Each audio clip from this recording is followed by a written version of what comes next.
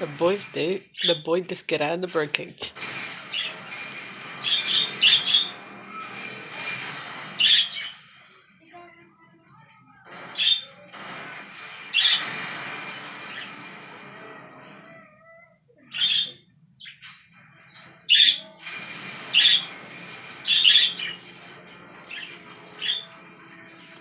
This is the other half of the other video.